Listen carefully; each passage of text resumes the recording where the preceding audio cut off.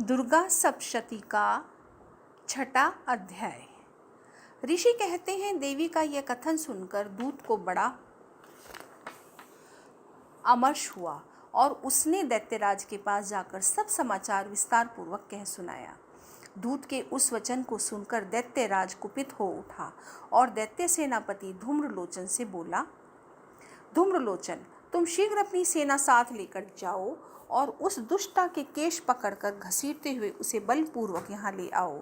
उसकी रक्षा करने के लिए यदि कोई दूसरा खड़ा हो तो वह देवता यक्ष अथवा गंधर्व ही क्यों न हो, उसे अवश्य मार डालना। ऋषि कहते हैं, शुंभ के इस प्रकार आज्ञा देने पर वह धूम्रलोचन दैत्य 60,000 असुरों की सेना को साथ लेकर वहां से तुरंत चल दिया। वहां पहुंचकर उसने हिमालय पर रहने वाली देवी को देखा और ललकार कर कहा, अरे तू शुंभ निशुंभ के पास चल। यदि इस समय प्रसन्नतापूर्वक मेरे स्वामी के समीप नहीं चलेगी तो मैं बलपूर्वक झोंटा पकड़कर घसीटते हुए तुझे ले चलूंगा। देवी बोली, तुम्हें दैत्यों के राजा ने भेजा है। तुम स्वयं भी बलवान हो और तुम्हारे साथ विशाल सेना भी है। ऐसी दशा में यदि मुझे बलपूर्वक ले चलोगे तो मैं तुम्हारा क्या कर सकती हूँ। ऋषि कहते हैं, देवी के यूं कहने पर असुर धूम्रलोचन उनकी ओर दौड़ा। तब अंबिका ने हूँ शब्द के उच्चारण मात्र से उसे भस्म कर दिया। फिर तो क्रोध में भरी हुई दैत्यों की विशाल सेना और अंबिका ने एक दूसरे पर तीखे सायकों, शक्तिकों तथा फरसों की वर्षा आरंभ की।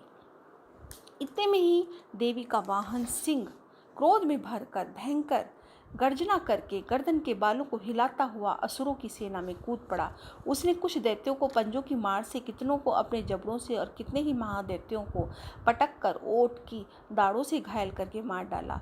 उस सिंह ने अपने नखों से कितनों के पेट फाड़ डाले और थप्पड़ मारकर कितनों के सिर धड़ से अलग कर दिए।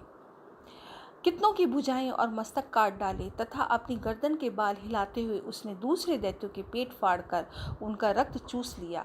अत्यंत क्रोध में भरे हुए देवी के वाहन उस महाबली सिंह ने क्षण भर में ही असुरों की सारी सेना का संहार कर डाला।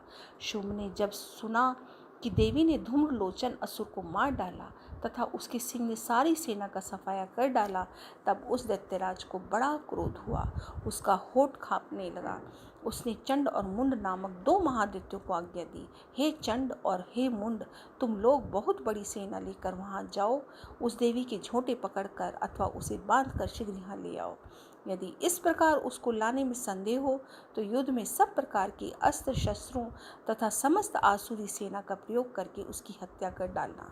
उस दुष्टा की हत्या होने तथा सिंह के भी मारे जाने पर उस अंबिका को बांधकर साथ ले शीघ्र ही लौट आना। इस प्रकार श्री मार्कंडेय पुराण में सावर्णिक मनवंतर की कथा के अंतर्गत देवी महात्म्य में धूम्रलोचन वध नामक 6वां अध्याय पूरा हुआ। जय माता दी, जय माता दी, जय माता दी।